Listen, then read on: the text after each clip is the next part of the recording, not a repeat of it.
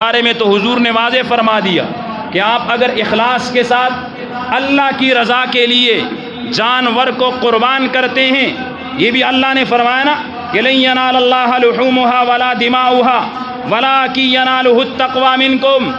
اللہ کے پاس تمہارا جانوروں کا خون نہیں پہنچتا، اللہ کے پاس ان کا گوشت نہیں پہنچتا،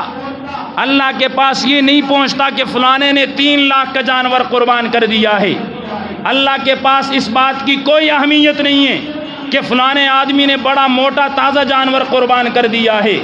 اللہ کے پاس تمہاری پہنچنے والی چیز جو ہے وہ تقوی ہے۔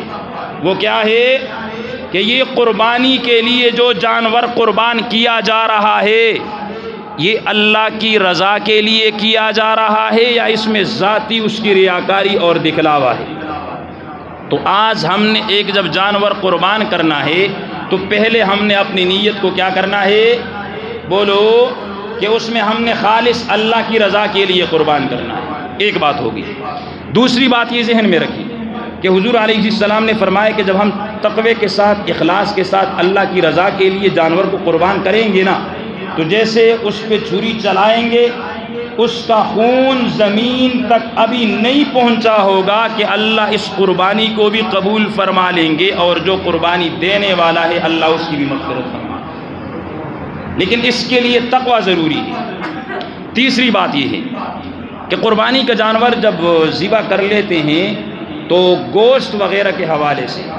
ایک بات ذہن میں رکھیں کہ شریعت کے اندر کوئی پابندی نہیں ہے اس کی۔ جس نے جانور ذبح کیا ہے جو اس کا حصہ ہے اگر وہ سارا گوشت اپنے گھر رکھنا چاہے وہ کھانا چاہے تو اس میں کوئی حرج نہیں ہے، لیکن بہتر طریقہ یہ نہیں ہے، بہتر طریقہ یہ نہیں ہے، بہتر طریقہ یہ ہے کہ گوشت کے 3 حصے کریں۔ کتنے حصے کریں؟ بولو 3 حصے، ایک اپنے گھر والوں کے لیے، ایک اپنے ناراض رشتہ دار